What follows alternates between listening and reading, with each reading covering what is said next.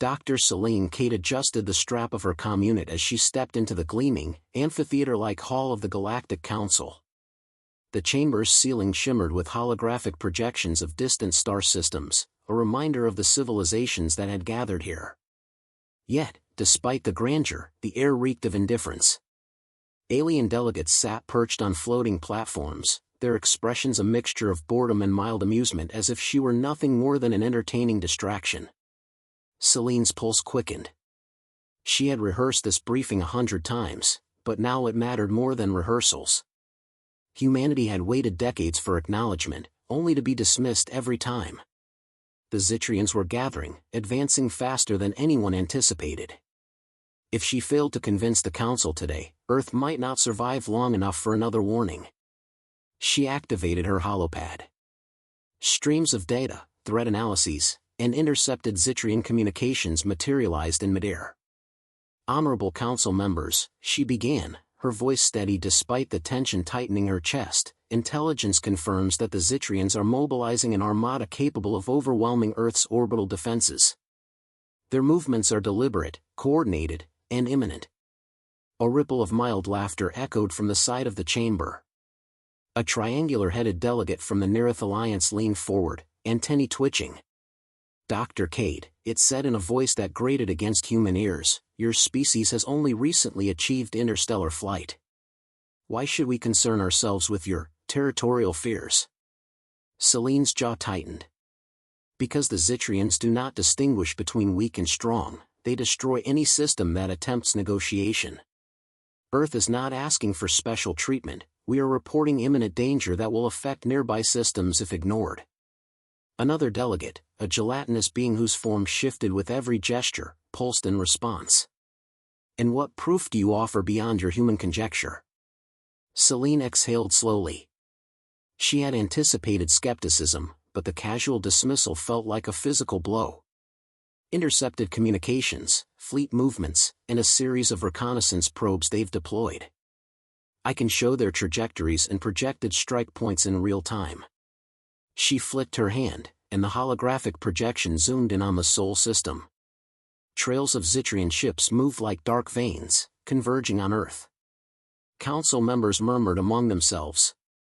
Some tilted their heads, a few squinted at the display, but no one moved decisively. A deep, resonant voice finally cut through the whispers. It belonged to the Council speaker, a stoic humanoid with metallic skin that reflected the light of 1,000 stars. "Dr. Kade, your concern is noted. But the Zitrians have a history of conflict. Why do you believe Earth merits intervention before they reach your orbit?"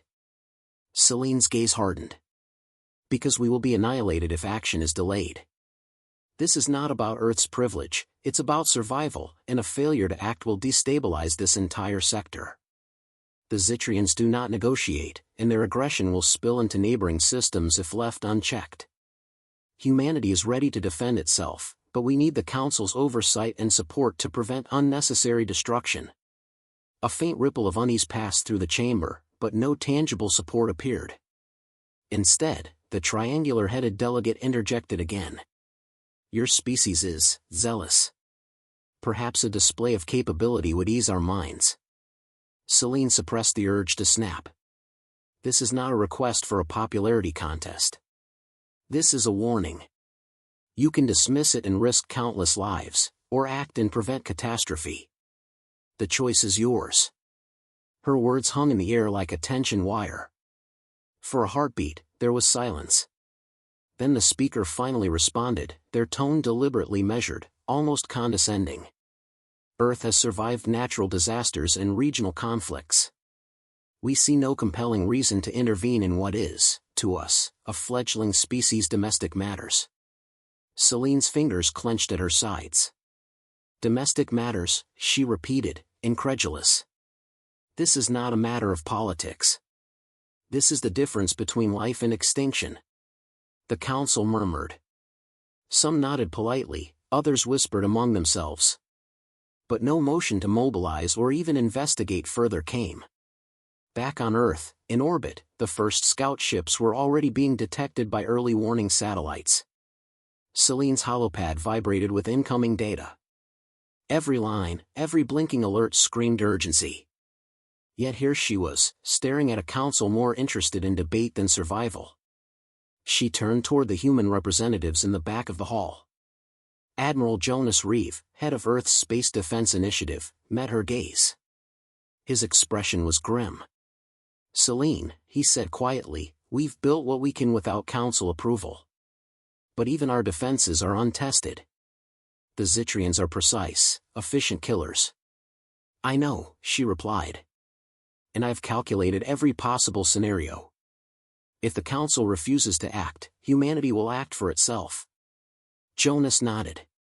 "Then let's make sure they regret underestimating us." Selene returned her attention to the council. She decided to push one last time. "If you need proof beyond projections and communications, we can deploy an unmanned deterrent in their path, non-lethal but visible. They will see humanity's capacity to respond and know we will not surrender." The speaker shook their head slowly. "Earth's pride is admirable. But we must maintain neutrality until direct evidence threatens interstellar order. You are free to protect your planet, Dr. Kade, but do so without council intervention." Selene's heart sank. Neutrality. The word echoed like a death knell. She had expected dismissal, but this official, formal refusal to acknowledge imminent danger, felt like a betrayal. Leaving the chamber, she activated a private comlink to Earth Command. "Prepare orbital defenses," she said. "Deploy drones and experimental shielding. We may not have allies, but we have our wits, and that may be enough." Jonas' voice came back, steady but tinged with worry. "Understood. But we should consider evacuation protocols. Casualties will be inevitable." Selene stared at the swirling holographic map of incoming Zitrian forces. Her mind raced. Humanity was on the brink, ignored by those who should have listened. But deep down, she felt a spark, a resolve forged from centuries of survival, ingenuity, and defiance. "They'll regret underestimating us," she whispered, not to Jonas, not to the council, but to herself. And for the first time in decades, she allowed herself a grim smile. Humanity was ready to awaken. Outside the hall, the galaxy continued to spin, indifferent to human struggles. But for the first time, Earth had prepared to show the universe exactly what its people were capable of. The warning had failed, but humanity's response would be unstoppable. The first warning came as a faint pulse across Earth's deep space radar, almost imperceptible against the backdrop of distant stars. Seconds later, the blip multiplied, each signal confirming what Selene had feared: the Zitrians had arrived. Selene stood on the bridge of the orbital command station, her hands gripping the edge of the console as multiple holographic displays flickered with incoming threat data. The station vibrated from the activation of defense thrusters, and the hum of power cores filled the room like a heartbeat counting down to war. "They're moving faster than predicted," Lieutenant Morrow said, pointing at the data. "Initial scouting waves detected just outside the orb perimeter. If they maintain this velocity, impact is unavoidable in less than 30 minutes. Selene's eyes narrowed. "Divert all available energy to orbital shields. Activate the drone battalions and deploy intercept vectors immediately. We don't have time for traditional engagement, they'll expect conventional tactics." Outside the viewport, the first Zitrian ships emerged. Sleek, black, and angular, they moved with a precision that betrayed their lethality. Their hulls shimmered with an iridescent energy field, reflecting sunlight like liquid metal. Hundreds of vessels spread into attack formations, bristling with weaponry designed to obliterate anything in their path. "They think they can intimidate us," Selene muttered. "Let's show them why they're wrong." Admiral Jonas Reeve stepped forward, his face etched with resolve. "We've run simulations, Selene, but nothing fully predicts their behavior. Still, the drones and adaptive shields, our only advantage, is human ingenuity. Time to use it." Selene tapped a command. Swarms of autonomous defense drones detached from the station, darting through space in coordinated patterns, their guidance AI already recalculating thousands of trajectories per second. Some emitted electromagnetic pulses to scramble enemy sensors, Others deployed decoy holograms. The Zitrians hesitated, their formations breaking momentarily, a minor disruption, but enough to buy precious time. The first salvo struck. Plasma arcs erupted against the station's outer hull, lighting the void with deadly brilliance. Sensors screamed as shields flared and buckled, absorbing impacts but straining under relentless fire. "Damage report," Selene demanded. Lieutenant Morrow's voice was tight with tension. "Outer shield grid compromised at 23%. Drone units Alpha through Theta sustaining heavy losses. Hull integrity holding at 87%, but we're losing momentum fast." Selene's jaw tightened. "We adapt. Reroute auxiliary power to vectoring thrusters. Use the debris from destroyed drones as additional cover, make this battlefield unpredictable." Across the comlink, Earth's orbital fighters launched. Sleek, nimble vessels piloted by the best of humanity darted toward the enemy in coordinated strikes. Every human maneuver was calculated to exploit Zitrian assumptions, their arrogance made them predictable. Yet even as humans fought, the scale of the assault was overwhelming. On the bridge, Selene's eyes tracked multiple vectors, recalculating possibilities with surgical precision. Target the lead wing. Draw them into the gravity wells around Phobos. Let's see how they handle unpredictability. A sharp warning tone erupted. "Commander," Morrow shouted, "the lead wing is altering course. They're splitting formation." Selene didn't flinch. "Good. That's exactly what we wanted. Pull them in, use their separation against them." The Zitrians had underestimated humans, assuming brute force would suffice. Instead, Earth's forces exploited microgravity zones and debris fields, forcing enemy ships into chaotic collisions and delayed maneuvers. Each small victory emboldened the human pilots, their confidence growing with every maneuver. "Selene," Admiral Reeves said, voice low, "we can hold them, but we need a decisive strike. We can't just delay, they'll regroup and hit us harder next time." Selene's mind raced. Her eyes flicked to the experimental weapon array, a series of graviton projectors and adaptive plasma cannons developed in secret. "Prepare the counterstrike. Focus on their flagship. If we cripple command, the rest will scatter." The flagship emerged from the debris, a towering silhouette against the backdrop of Earth. Its energy signature pulsed like a heartbeat, radiating authority over the fleet. Commander Brynn's arrogance was palpable even across space. "Engage the flagship," Selene ordered, her voice calm but resolute. "All drones, converge. Fighters, flank left and maintain pressure. Use their own assumptions against them. Humanity isn't predictable." The battle escalated. Graviton projectors warped the void, twisting enemy trajectories, while plasma cannons found weak points in shields no conventional weapon could breach. Zitrian ships, trained for precision and discipline, faltered in ways their technology could not correct. Selene's comlink buzzed. One of the drone AI units transmitted live visuals. The flagship's hull was riddled with strikes, explosions dancing across its surface. Crew members inside the ship, if such a term applied to Zitrians, scrambled to compensate, but human unpredictability outmatched their calculations. Jonas leaned close. "They didn't see this coming." "Not once." Selene's lips curved into a grim smile. "They still don't.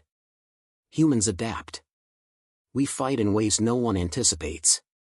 Despite the victories, the cost was heavy.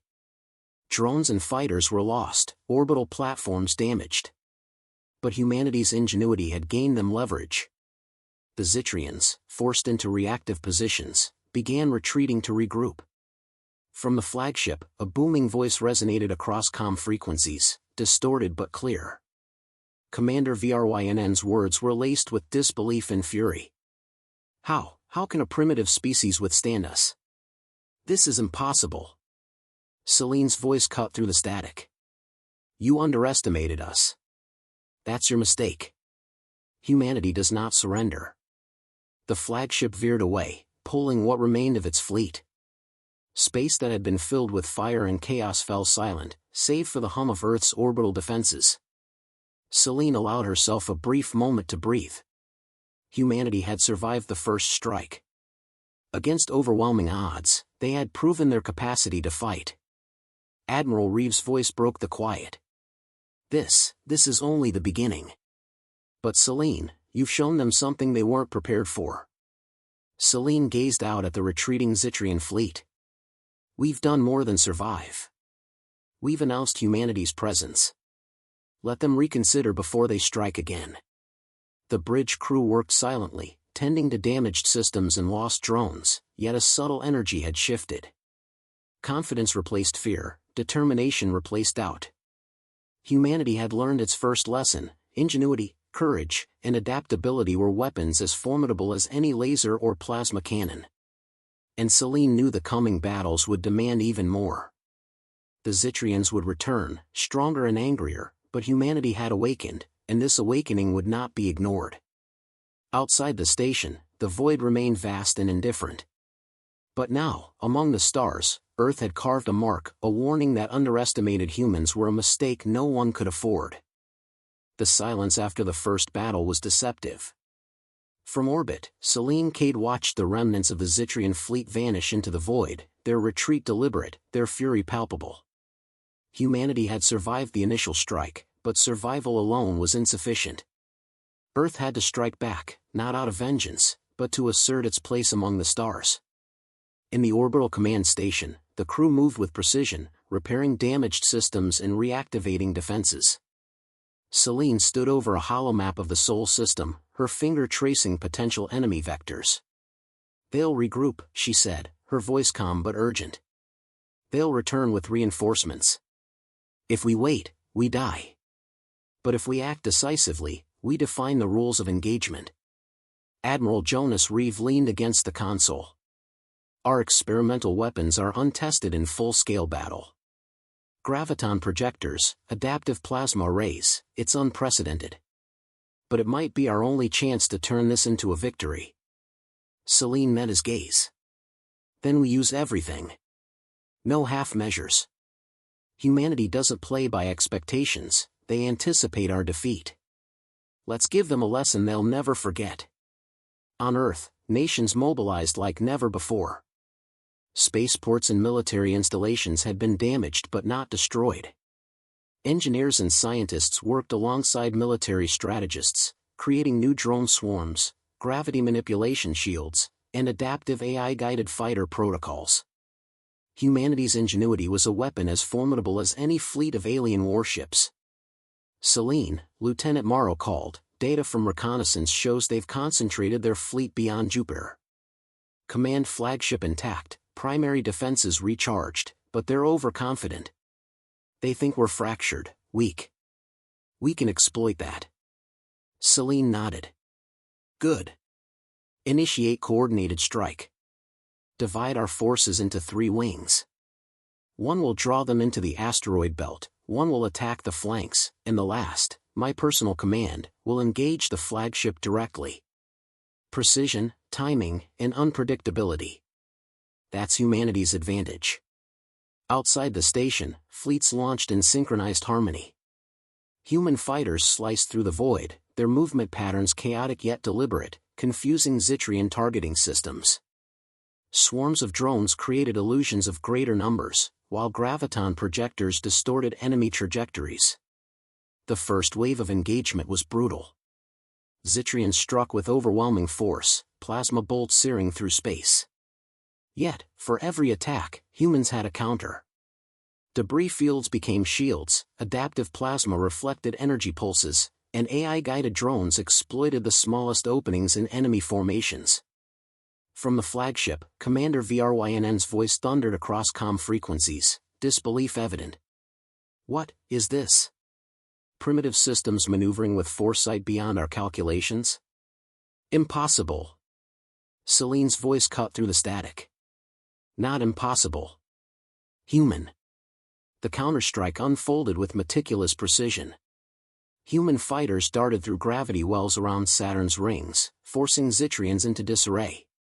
Drone swarms created temporary shields for vulnerable vessels, allowing concentrated plasma volleys to strike the flagship's hull. Energy cores flared and died under the precision of humanity's assault. Shields holding, but for how long? Jonas asked. Long enough, Selene replied, scanning the flagship's structural integrity.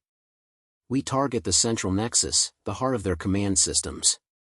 Disrupt it, and their fleet collapses. The flagship shuddered under the combined assault. Explosions rippled across its hull as humans exploited its arrogance, striking where the Zitrians believed impossible. Systems failed, communications faltered, and for the first time, fear replaced overconfidence in the enemy ranks. Commander Vrynn, Selene said, her tone unwavering, your fleet underestimated humanity. Retreat is the only option left. Vrynn's response was a low, seething growl. You will pay for this insolence, humans. Selene pressed the final command sequence. Graviton projectors converged on the flagship, warping space around it in a calculated collapse. Zitrian vessels were pulled into controlled trajectories, collisions unavoidable. Energy discharges erupted in violent brilliance, lighting the void as the flagship's power core destabilized. Impact in 3, 2, 1, Morrow counted. A blinding flash consumed the command ship. Shockwaves rippled through the Zitrian fleet. Smaller vessels, bereft of coordination, collided or fled in panic. Humanity's first decisive victory was not a miracle, it was the result of strategy, ingenuity, and the refusal to be underestimated. From the observation deck, Selene watched as the remnants of the enemy fleet scattered.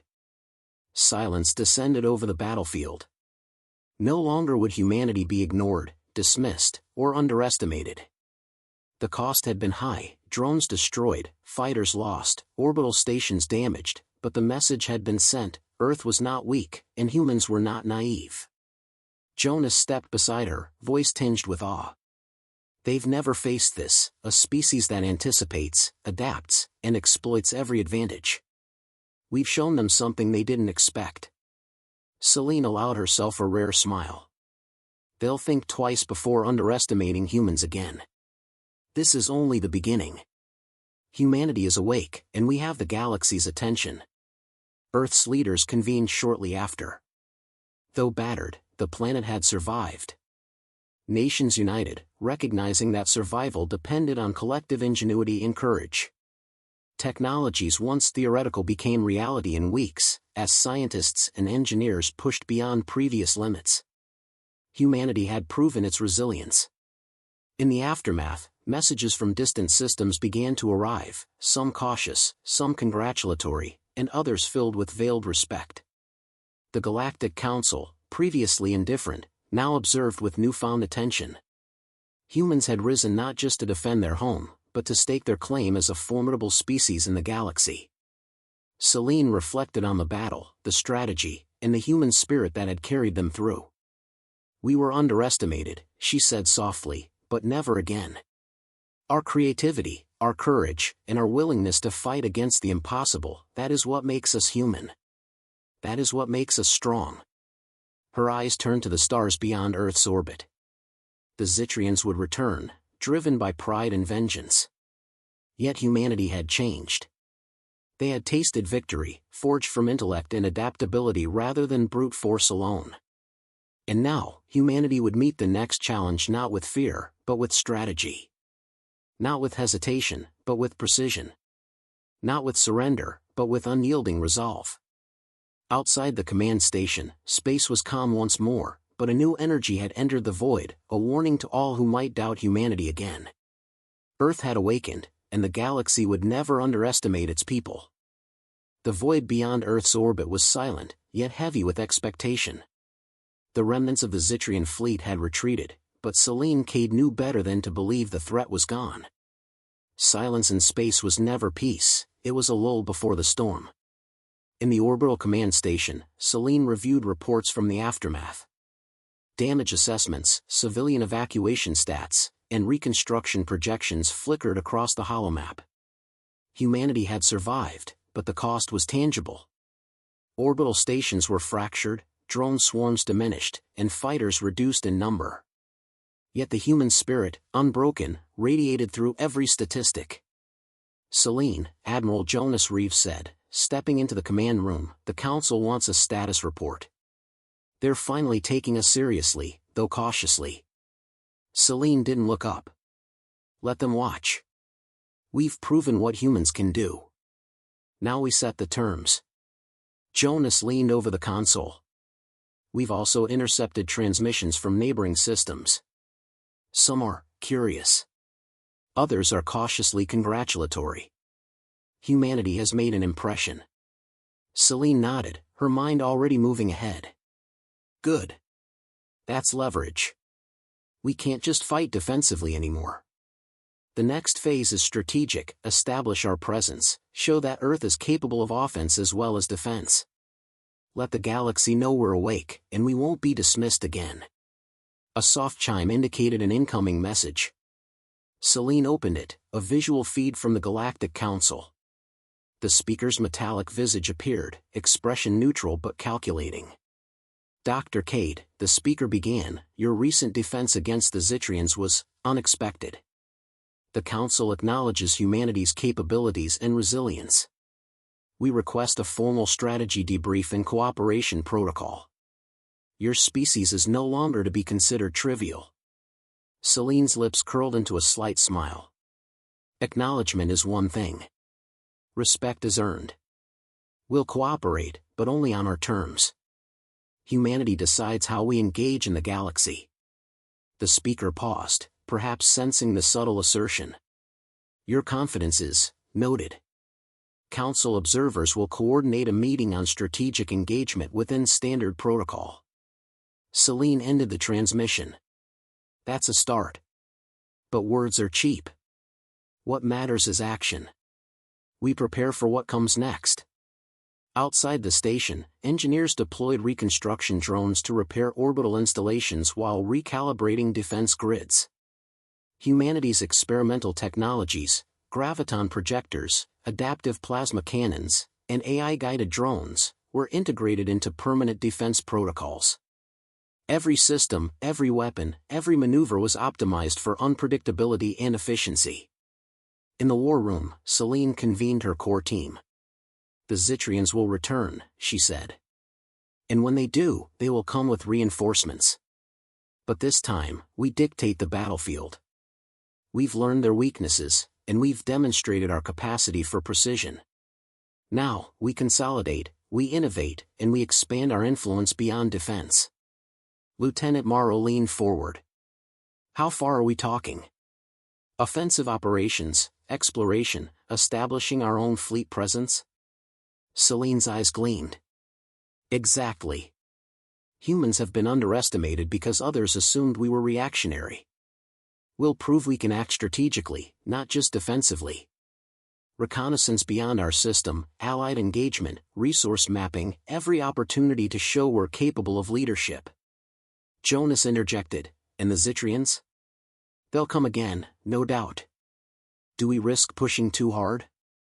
Selene shook her head. We don't provoke blindly. We prepare meticulously. Every fleet movement, every maneuver, every innovation is calculated. They will not catch us off guard again. The first wave of Earth's expansion initiatives began within weeks. Stealth satellites monitored nearby star systems, and human scouts probed sectors previously untouched by humanity. These missions were not aggressive, they were deliberate, calculated demonstrations of capability. A fleet patrolled the outskirts of the Sol system, not to conquer, but to establish presence. Look at that, Morrow whispered, pointing at the display. Zitrian sensors are scanning the fleet. They recognize it now, not just as defense, but as something to respect. Selene nodded. Exactly. That's how humanity earns respect. Through competence, not threats. Through innovation, not arrogance. On Earth, citizens watched transmissions of the reconstructed orbital platforms and fleet movements. Morale soared. The human species realized that survival was not enough, they were capable of leadership, strategy, and adaptation on a galactic scale. In a quiet moment, Selene reflected on what they had achieved. Humanity had faced annihilation, survived, and emerged with both humility and strength. We were underestimated, she said softly to herself, but never again. Humanity is awake, and the galaxy will remember it. A subtle alert flashed across the holoscreen, unidentified signals from beyond Neptune's orbit. Selene's team leaned forward, scanning the readings. New arrivals? Jonas asked. Possibly, Selene said. Or possibly another Zitrian advance party. Either way, humanity will meet them prepared, united, and adaptable. We've learned the cost of underestimation, and we've turned it into our advantage. She tapped a sequence, sending orders to activate a forward observation fleet and reinforce the outer orbital stations. Humanity's defense no longer relied solely on reaction, it anticipated, adapted, and controlled engagement. Morrow exhaled, a trace of awe in his voice. They'll never expect this level of coordination. Even the Galactic Council has to acknowledge it now. Selene's gaze drifted to the stars. They won't expect it. That's humanity's strength. Creativity, adaptability, resilience, our unpredictability is our weapon. And now, we are no longer just survivors. We are architects of our destiny. The days that followed solidified humanity's new stance. Diplomatic channels buzzed with cautious respect. Neighboring systems requested alliances, technology exchanges, and advisory collaboration. Humanity's ingenuity became a beacon, proof that the underestimated species could rise above expectation. In her private quarters, Selene allowed herself a rare moment of reflection. The battles, the losses, the strategy, it all led to this, humanity's emergence as a force recognized across the stars. She thought of the Zitrians, once confident in their superiority, now wary and recalculating. They underestimated us, she whispered, and they will not do so again. Outside the station, Earth rotated silently against the void, its people united, its fleets vigilant, and its spirit unbroken. Humanity had survived, fought back, and awakened. The galaxy had taken notice. Selene stood at the observation deck, eyes fixed on distant stars. Humanity was no longer just a planet, it was a rising presence, a species capable of shaping the cosmos. The Zitrians would return, perhaps stronger, perhaps more cunning. But humanity had learned, adapted, and evolved. And from this point forward, the galaxy would remember the lesson: underestimate humans at your own peril.